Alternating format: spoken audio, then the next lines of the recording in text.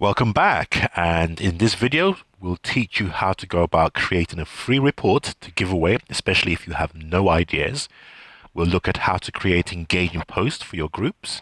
You'll get to see examples of engaging posts that you can apply to your groups. Okay, let's get started. How to create a free report to give away if you have no ideas. Now, you might be thinking it's going to take me a long time to come up with a PDF report or a giveaway in exchange for a name and an email, or, I just wouldn't know what to write. You might be thinking these things. I know a lot of people have asked, how do I go about creating a free report to give away?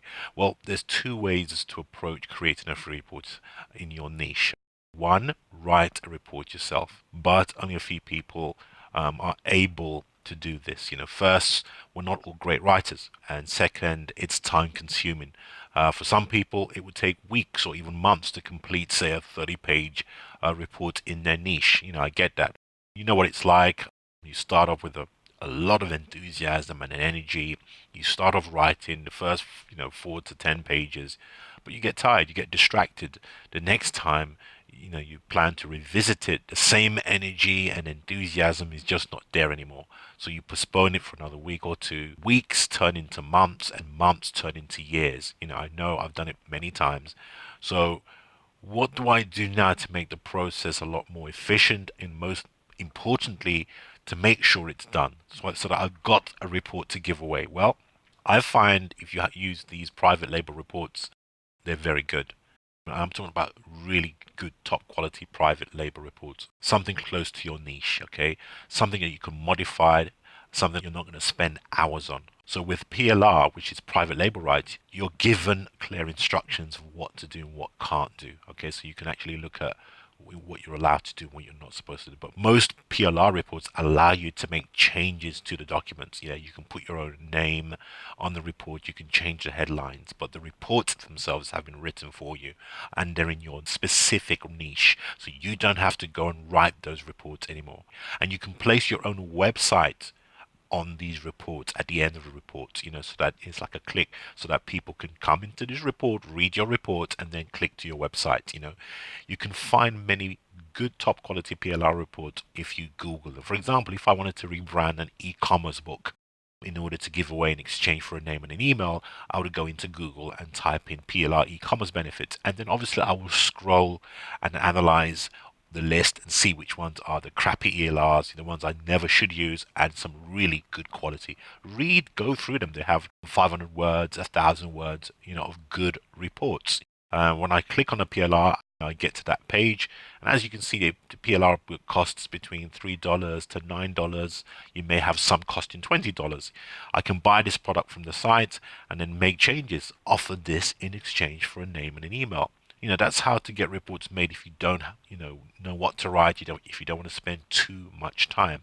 Now, the other way is to outsource the writing of the content to professional writers. Watch the outsource video. I explain how to hire outsourcers, okay, so that you can hire outsourcers, iWriters.com. I want you to write that down, iWriters.com. You can find professional writers and researchers on there. Now let's look at how to create engaging posts. If you really want to connect with a group, you have to have good content strategy. To do this, you have to plan out some interesting posts for the future. You don't want to be in a situation where you run out of things to say to the group, or you put out content that the group's not really interested in. So where do you go to find those super engaging posts? How do you find inspiration for your LinkedIn content? Now, I'm always looking for new and interesting sources to get content ideas for my LinkedIn groups. Let's look at some of the things you can do to create engaging posts. So one of the things you can do is watch your competition. Make a list of your competition. Make a list of 5 of your competitors. Check out their LinkedIn pages on a regular basis. Yeah.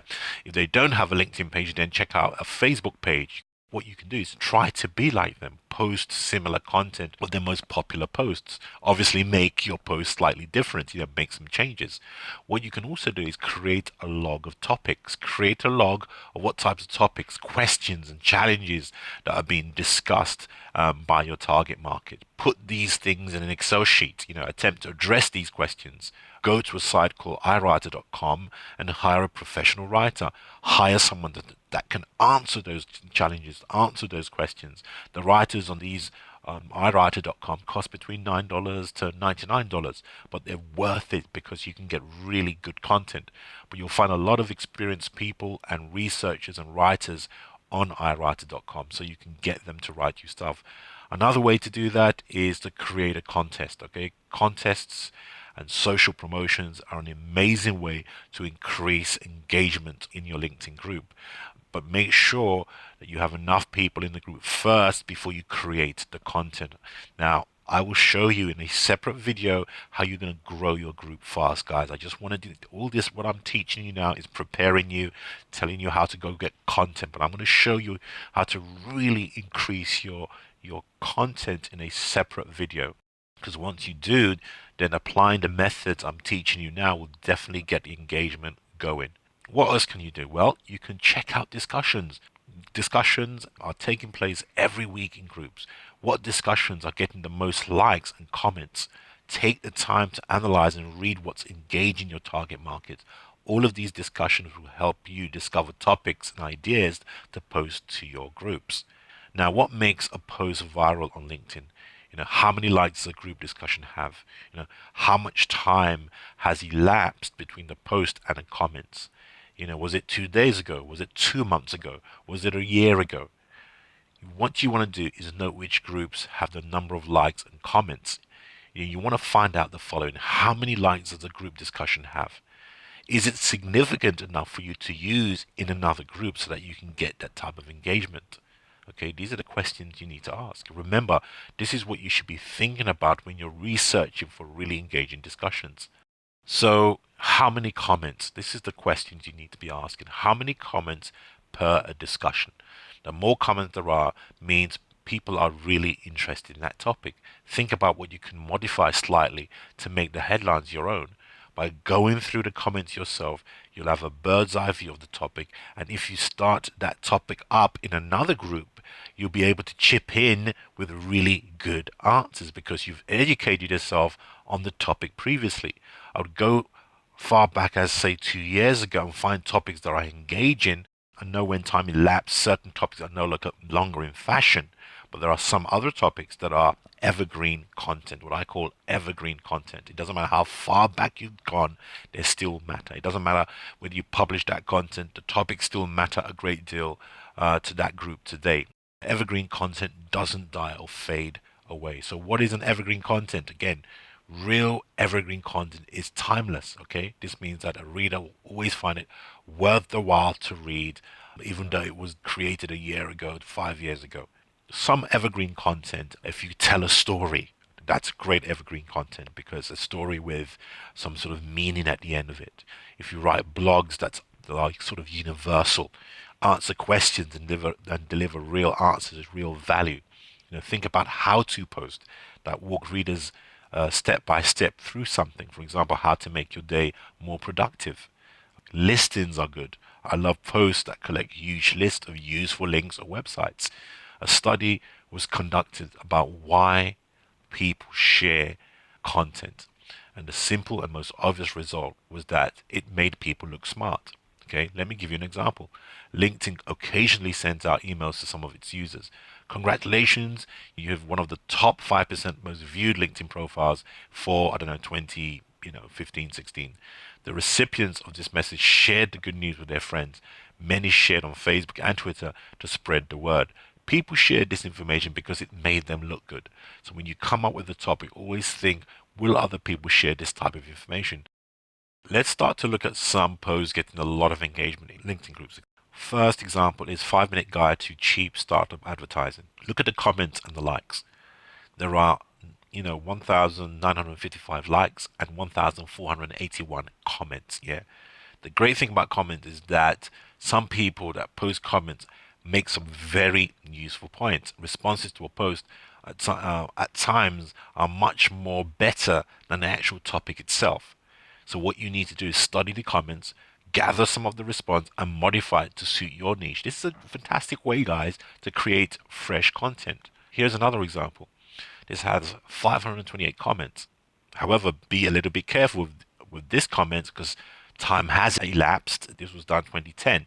Suppose where time has elapsed, study the comments, analyze which comments will benefit your group. Out of the 528 comments, there must be about 5 great comments that you can use for your own groups. So you can analyze it that way. If you look at this example, these comments were only written probably 11 months ago, so fairly recent. If this was your niche, this would be a great opportunity to study the comments and get some great ideas. Maybe even gather the best of the comments and then get a writer to create an article from the comments. Now you have fresh new content from engaging posts. Using this technique, you can create many fresh engaging articles that your group can really benefit from. These comments were written a while back, but it piqued a lot of interest. Like I mentioned previously, these topics may have been appropriate for that time only, so be very careful how you use it. So again, another example, this is a great evergreen type of headline that you can use for your group, and I'm sure you can use it. LinkedIn is for most professionals and entrepreneurs. So, this is a situation where to be able to understand how to use LinkedIn tools and accessories to help your business, then this would be a great topic to look into. Again, you're checking the likes, you're checking the comments. So viral posts, as we've said previously, one of the reasons that make a discussion shared is the headline. Now, one company that is great at headlines and having the content shared is Upworthy. Okay, the posts on Upworthy are curated rather than created. Upworthy are great at turning headlines on its head. The most read story on the site in 2015 was headline, "This amazing kid died. What was left behind is one tacular." I can't even pronounce the word. That was published elsewhere, telling the story of a teenage musician who died of cancer. But after Upworthy posted it, Zach became the first independent artist to go #1 on iTunes. While viewers raised hundreds of thousands of dollars for the cancer research. Now, I'm not saying go out there and start sharing videos that are completely not related to your niche. Remember, this is LinkedIn. It's a professional networking group, but study Upworthy's headlines and try to think about how you can turn some of the headlines and make people want to click, on them. Apply that to your group, apply that to your topics, apply that to your discussions, and see how you can use those headlines. To see more of those great headlines and weird topics, go to upworthy.com. I just check out the headlines and try to learn from the way they write the headlines, because they have really good clickable headlines, and that's what I like about Upworthy. So just to recap, analyze headlines, always ask which one has the most likes and comments, analyze and study the comments, select the ones that you think your niche will respond to, gather as many comments that are useful for your niche, turn some of them into new topics, get a professional writer and repurpose some of them, and finally, create great content to share in your group. I hope you found this video useful. There's a lot of great tips out there. I'll see you in the next video.